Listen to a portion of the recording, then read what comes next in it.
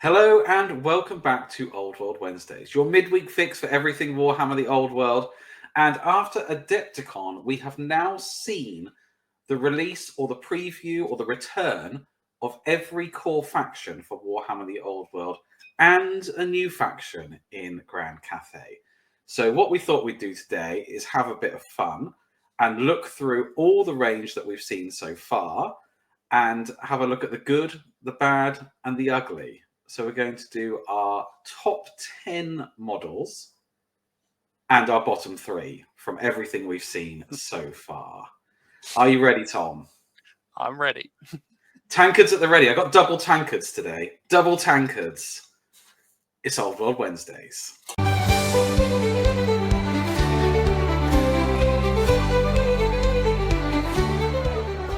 Okay, so just before we begin, let's just have some ground rules.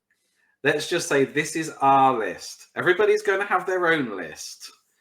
We are really interested to find out what is on your list. What are your top models? We've already got some community shout outs actually to mention later on.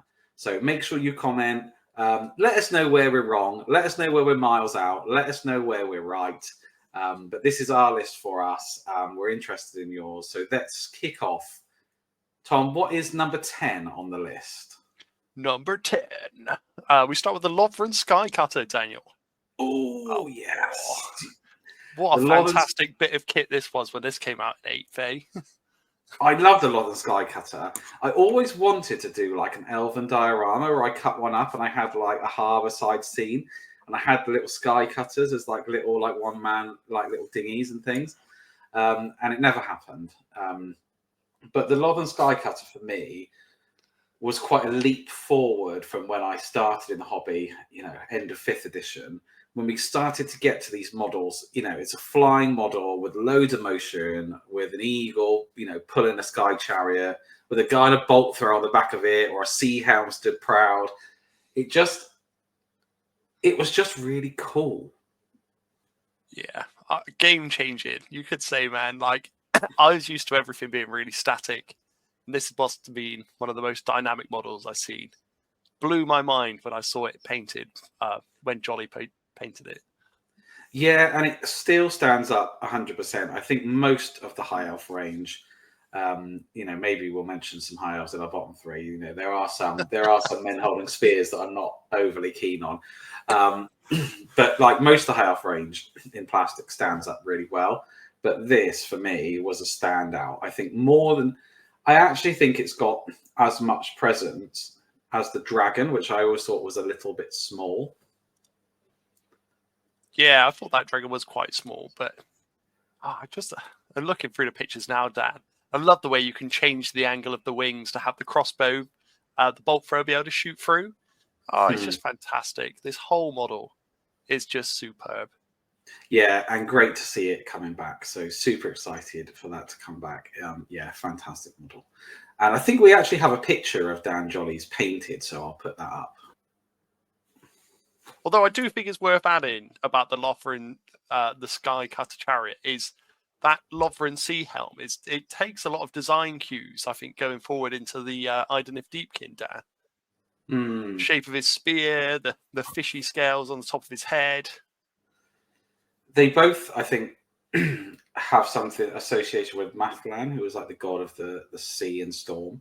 I don't know loads about the Deepkin, if I'm honest, but I think that's the commonality. Okay, in at number 9.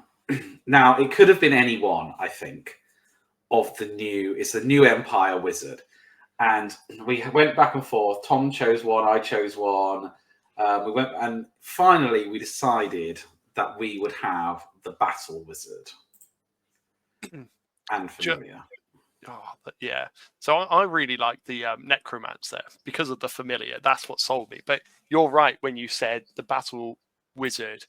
It's just classic Warhammer. It's just one of those classic Warhammer models that could have come out 20 years ago, slotted right back into the scene now, and looked fantastic.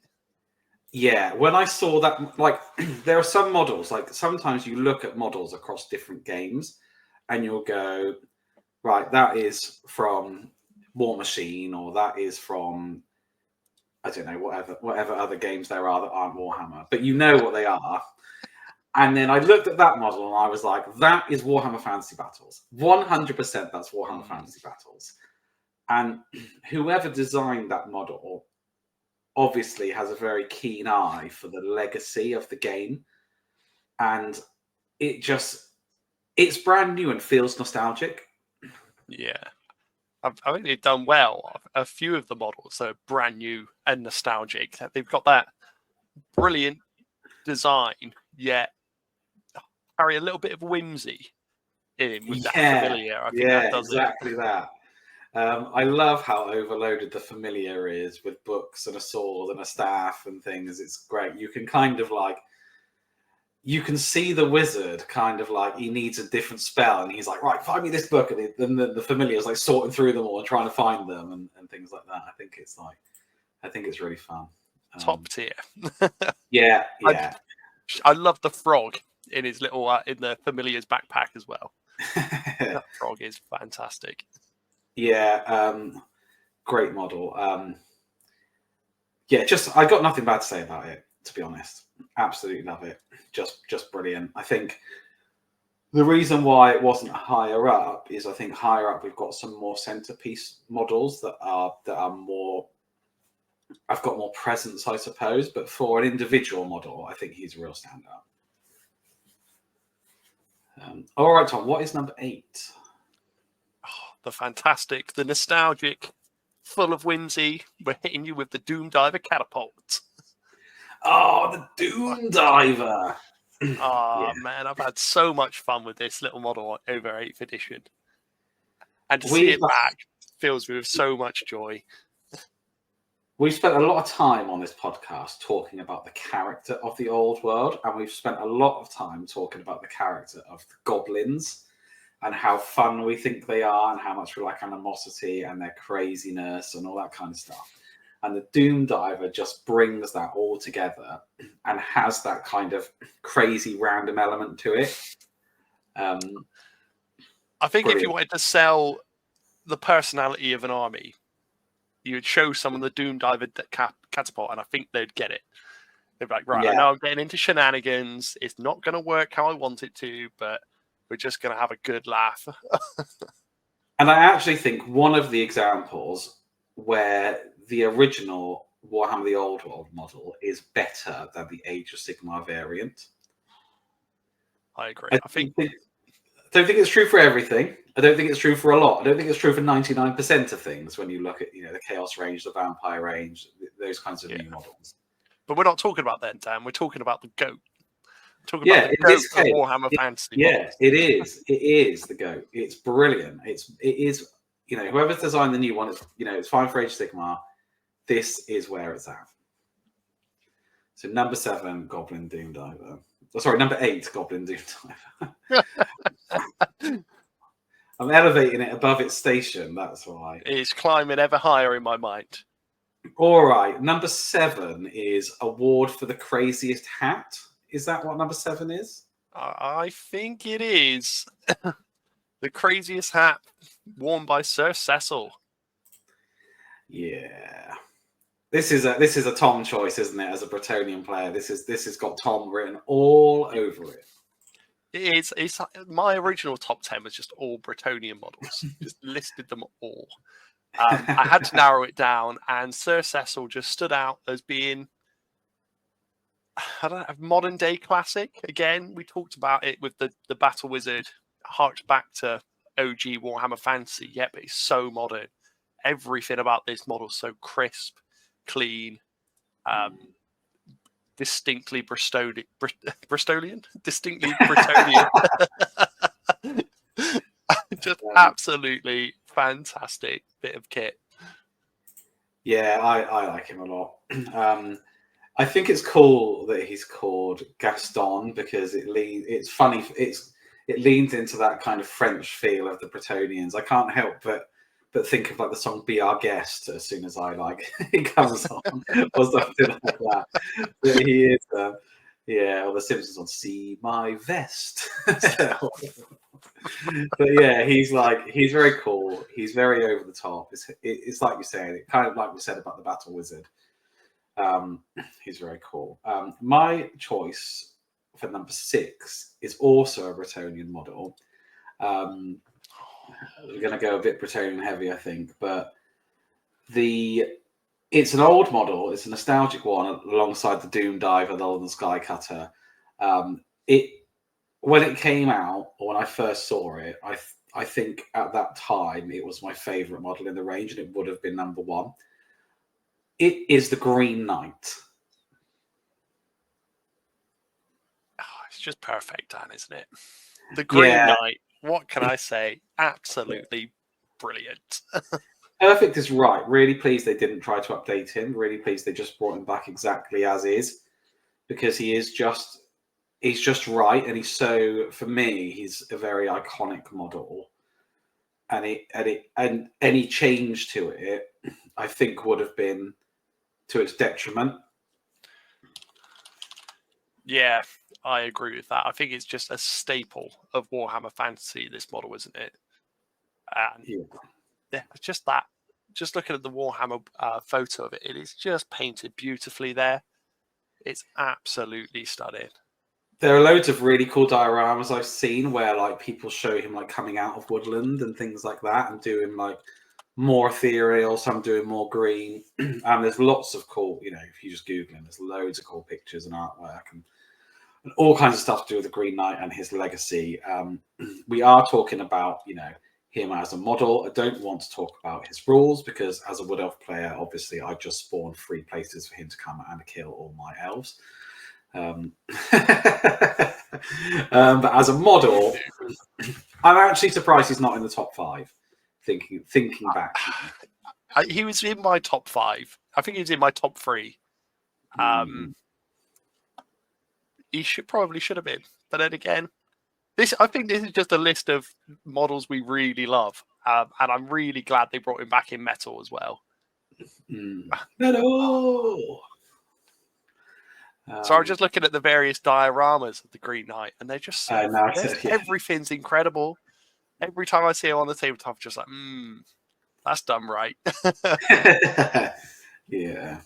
And definitely lends himself to the new range of contrast paints as well, doesn't he? All this detail and things. Yeah, they do. He's better. He's easier to paint now than he ever was. So everyone should get one. Everyone should have one. Everyone should do. Everyone should, if they aspire to paint a golden demon, paint a Green Knight at some point. Or you'll be my best friend. All right, we're moving into the top 5 with the Chaos Warp Fire Dragon. Yes, a real dragon. This is a real dragon. I know we talked about the High Elf dragon, and I'm probably going to upset a few people. I know Adrian's probably watching, who's a big High Elf player, and Dan Jolly.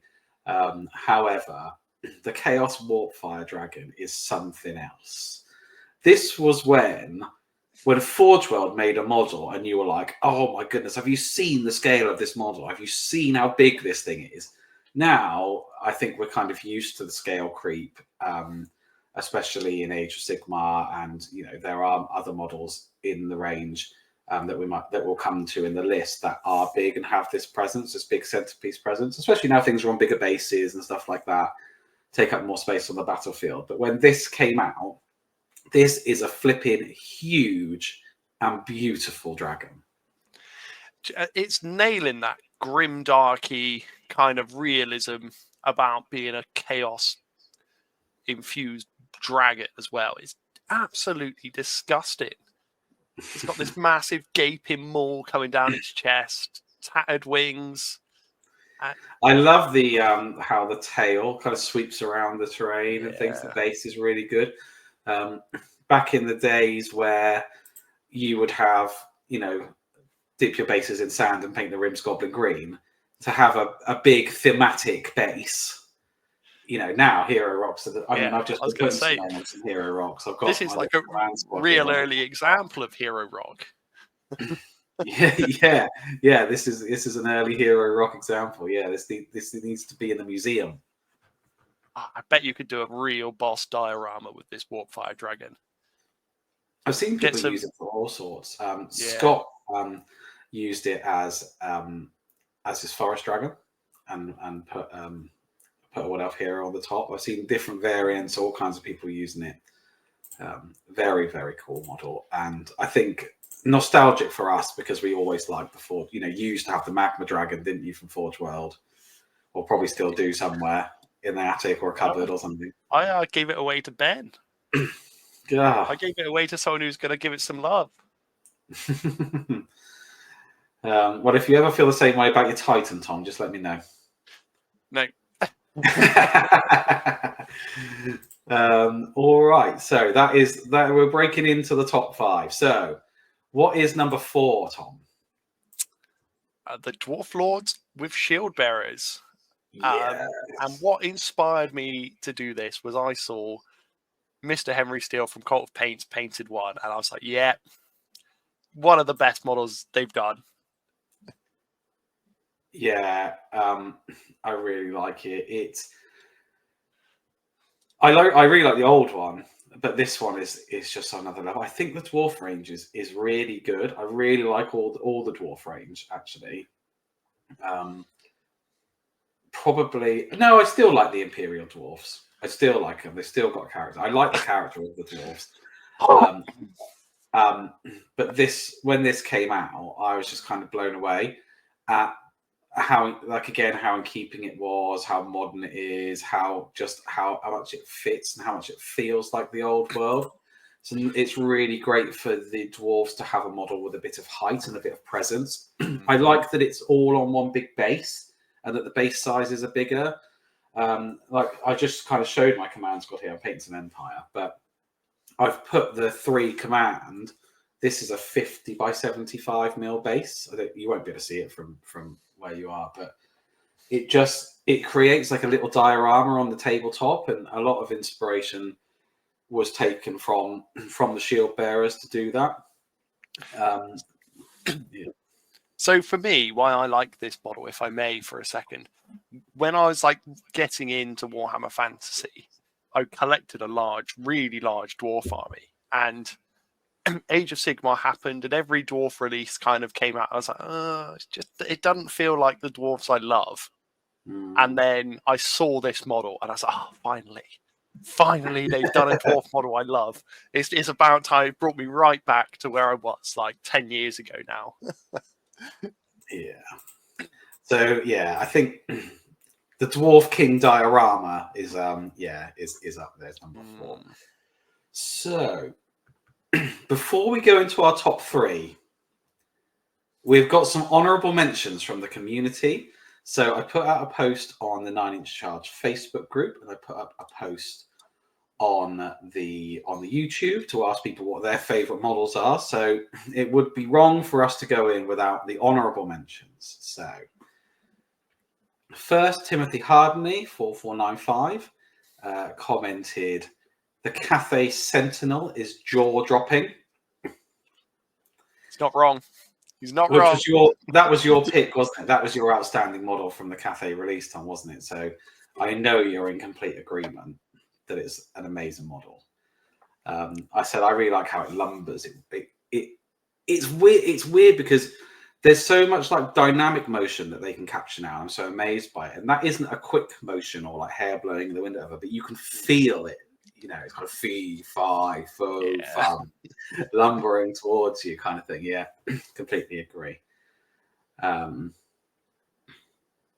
Remus Ventanus commented, for new models, he really likes the Necrolift Bone Dragon.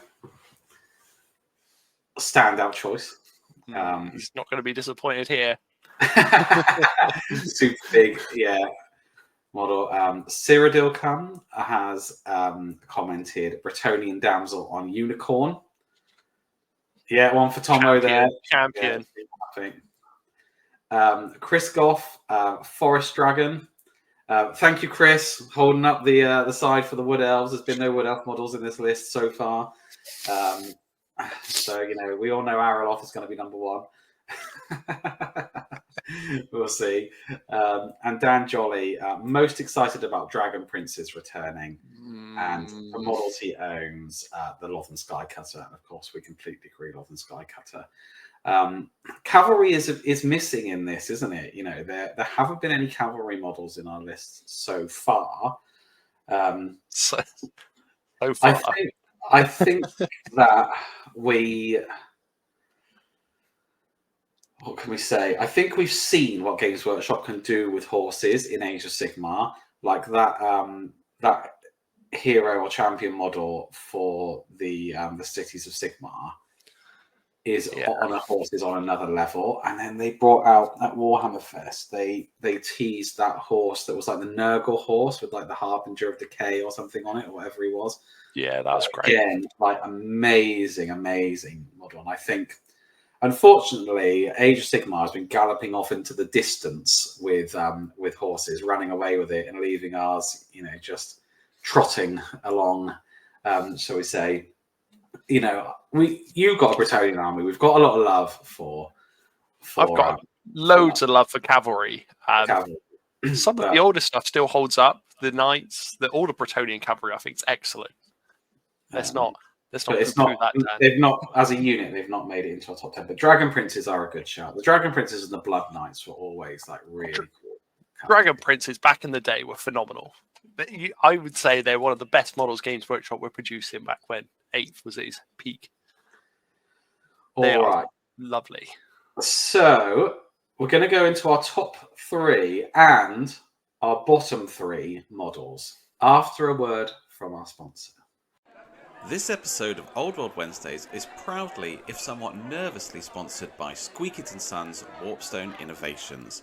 Whether you're powering a questionable contraption, brewing up an arcane disaster, or just looking to spice up your alchemical life, trust Squeakit & Sons to deliver dangerously experimental solutions straight from the Under Empire's least structurally sound laboratories. It's safer than a doom wheel? Probably. Ask your local Greyseer if warpstone exposure is right for you. Warning, side effects may include hair loss, glowing gums, excessive squeaking, and sudden belief in your own godhood. Squeakit & Sons. If it sparks, it works. Yes. Okay, so we are back, and number 3, Lady Elise Duchad.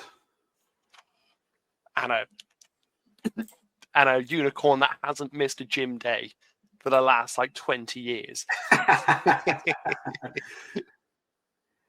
Yeah. What to say? That model is just full of all of the grace that Lady Elise Duchad should be displaying, right?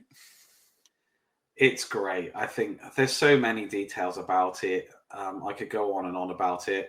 We've got another hero rock, which obviously is up there. The detail on the dress, the chalice, her pose, you know, everything about it is fantastic. I like that the Pegasus is a bit beefier, because we were talking about having presence on the battlefield, and when she rocks up, she should have presence on the battlefield. And I think I'm right in saying that in the diorama at Warhammer World, where it's the Tomb Kings are fighting the Bretonnian castle, and they're laying siege to it, she turns up and does like the Gandalf thing on the hill, like the light searing behind her, and then the cavalry are charging down the hill to come and rescue the guys who are struggling in the fortress and being besieged.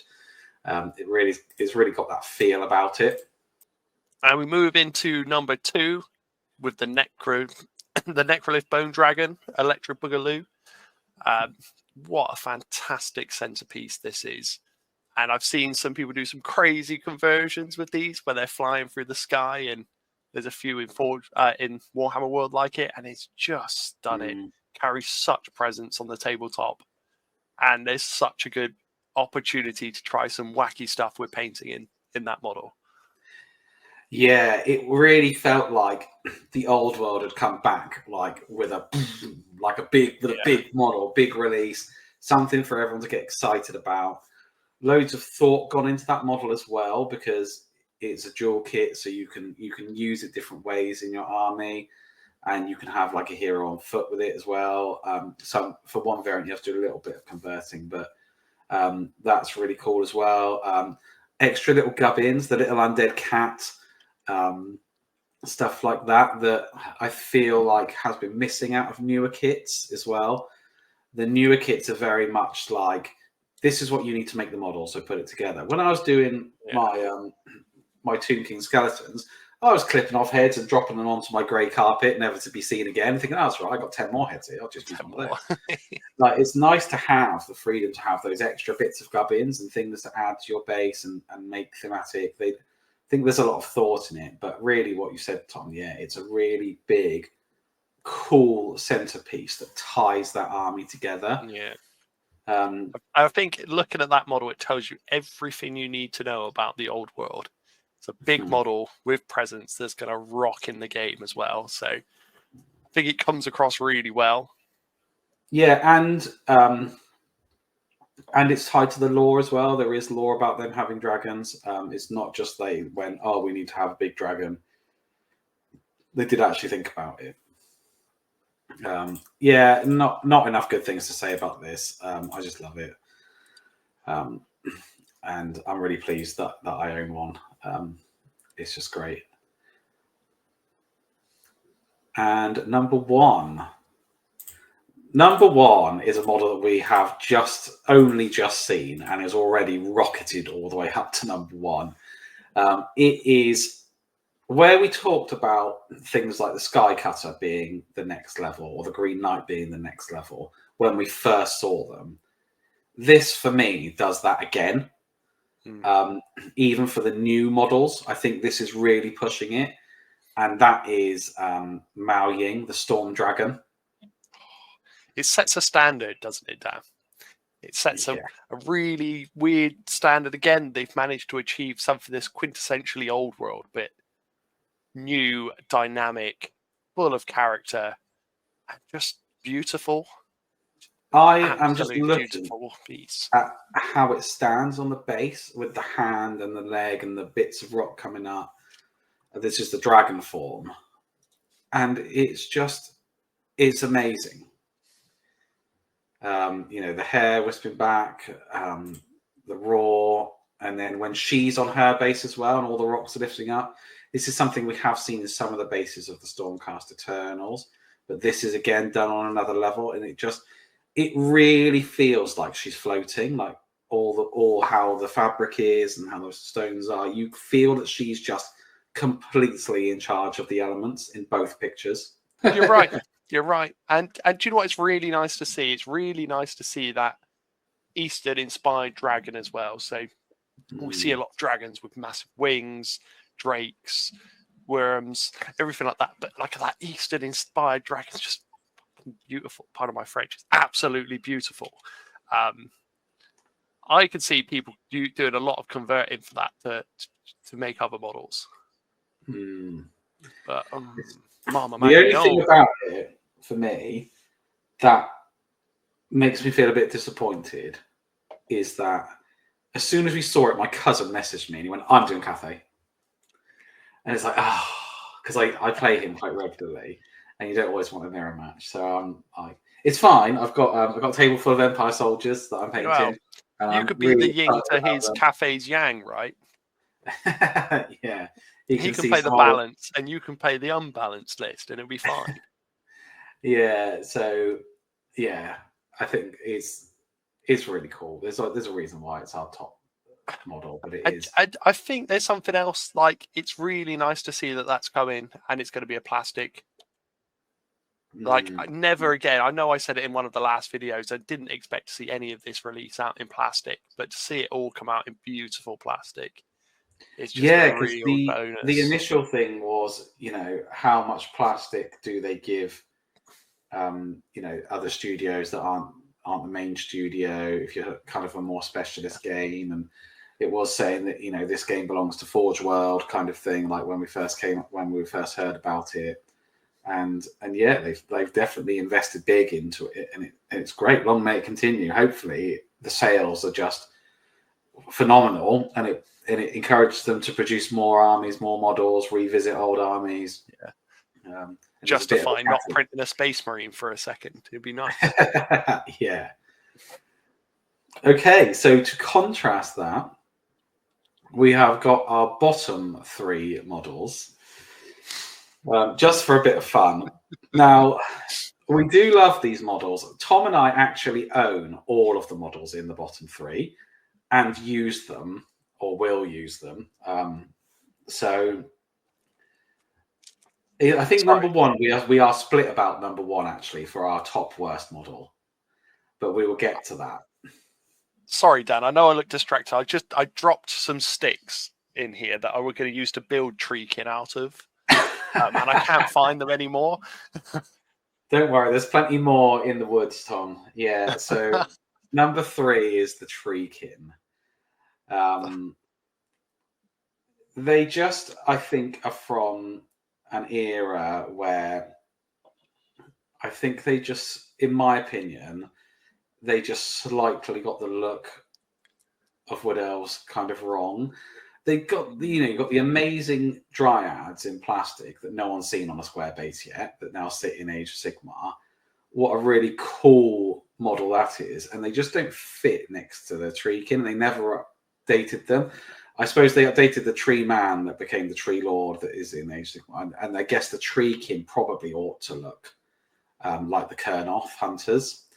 And that would fit that range really well. But they represent what they are in the lore, though, don't they? They are literally cobbled together pieces of wood. Yeah, so they're like magical energy.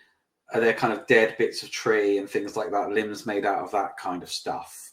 And they do just look like it. But like you said, Tom, you could just get a pile of sticks, drop some super glue on it, and pick up what's left, and you'd have a Treekin. Put some googly eyes on it. And I've got loads of Treekin. I could fit. I think I've got 12, 2 units of 6 for when I want to go into that, lean into that, that kind of forest spirit style. They are tough as well. They were tough. Yeah, they're really good fun on the tabletop, and I've converted them quite heavily with extra branches and bits of flock and stuff to make them look more like little trees. But I think you need to put that work in to be able to stomach putting them on the table. Okay, number 2. Number 2 is a bit of a meme in our hobby group, because when the old world was returning and we knew it was coming back and we were getting excited for it, there was and then we found out that it was going to be Tomb Kings. There was like one model that we were like, oh no. Not them. Everyone, we were just like, they've got to update that model. They're going to update that model. It's going to happen. Can't bring that back. But how wrong were we? Wow. We were so wrong. It sat as the image of our group chat for about a year.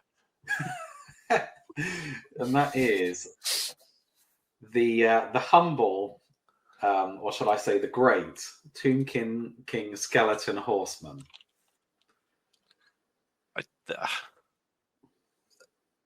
I've got nothing good to say. They're not. No, they are. I just look at them now, and they are not that. They're of their time, I think.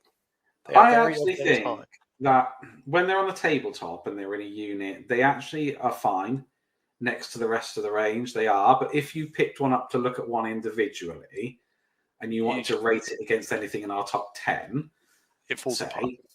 Yeah, it really doesn't. But as it's one of those ones that I think that as a unit, it kind of fits okay. But it's just been left behind by the technology now. Warhammer's always had a bit of an aesthetic of, these halberdiers I'm doing are Highland Miniatures halberdiers, and one of the things that struck me about them was that the poles for the halberds are the normal size to fit someone's hands, whereas like the technology, but they are really fragile. I've snapped a couple off. I snapped one off today. I had to re-glue it, but the Warhammer ones were always like thick plastic, and you get that aesthetic in the end of like having things that ought to be a bit thinner, like bones, being quite thick. And the thing about the skeletal horses for me is that the bones are like as thick as a horse's leg, and it just looks wrong. And they are very old models. Like I said, I own loads of them. I like them. I take them every game. I think they're cool. But I don't think as individual models they are great. No, I do like what you said though, and I think it's something that's it's a real like good talking point for maybe another video. But that Warhammer aesthetic, where like individually, you probably pick apart a lot of the old stuff that's come out and been re-released, but as soon as you put it on the table, you've got nice terrain, it's based, it's painted, and you're playing against another army that's fully painted. It doesn't. I don't think you lose that at all. Like. It's almost as if the models are like brand new, up to date, really crisp, really clean, really cool. And you get sucked into the aesthetic of that game really easily. I know I do anyway. I get absolutely lost in it when I'm playing against another painted army.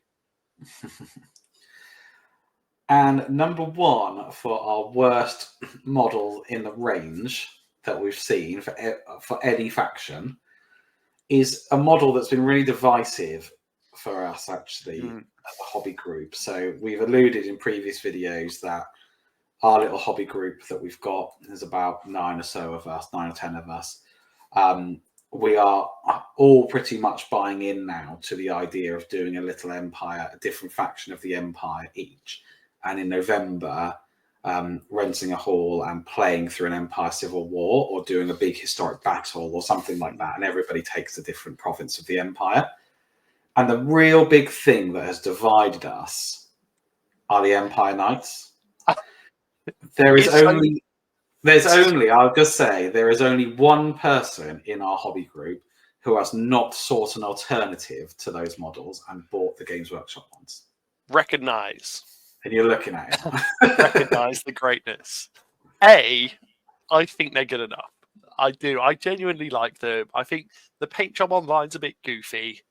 But I think if you get some contrast on them, cover them in a brown wash, maybe a brown paper bag over their head, they'll be all right.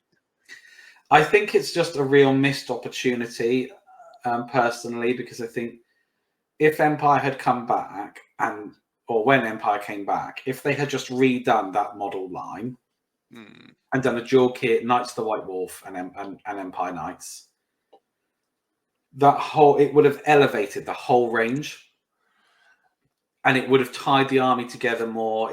Everything would just look. I think it would just make the whole army look better, because everybody wants Empire Knights. Yeah, every one of us wants it, and I think more of us now have spent more time looking for alternatives and how to do alternative Empire Knights than they have building and painting models at the minute. Yeah, Dan's got some Lizard Overlord ones that he's doing. I've been looking at the Empire of the Sun, like Sun ones from Highland. We're all looking, for alternative. I know you want to have a fully cohesive Warhammer Empire army, and all credit to you. But for me, we talked about where cavalry models have now gone with the new releases. We look at the new Cathay Knights. So you're not thinking I could buy some of them and convert them or something. I don't know. You're not looking for alternatives for the Cathay ones, are you? You just no. I'm thinking of using you could use the Cathay ones to make Empire Knights potentially. Use the horses, or is there something you can do there? Because also the Empire horses are a strange scale for me. I was going to say they seem look really small, don't they? Yeah, they're not. They look like ponies. Yeah, they do. It's just such a shame. I really hope that if we get this Empire book, campaign book, or they come back and visit factions, that they just redo that kit in plastic. And I think, like I said, I think it will elevate the entire army. I don't think they need to do much else to the Empire range, but that's something they need to do. But yeah, that rounds us out. That takes us to the end. That is our list. Which just came from chatting about, we've seen all the factions. Don't we love this? Don't we like that? What do we think about that? And then all of a sudden we kind of stumbled across content for a video. But I'd love to hear in the comments what what you love and from the range, and maybe give me your top 3 and your bottom 3. It'd be great to compare. And also let us know what you would like to see. There's quite a lot of that going on in the last video. It would be cool to say, what kit do you think you would like them to revisit, or what kit do you think is missing? I just read a comment about Halfling Hot Pot catapults and more Halfling units for the Empire in our previous video. So that would be great model. Yeah. So let us know, and we will be back next Wednesday for more Old World Wednesday. See you then.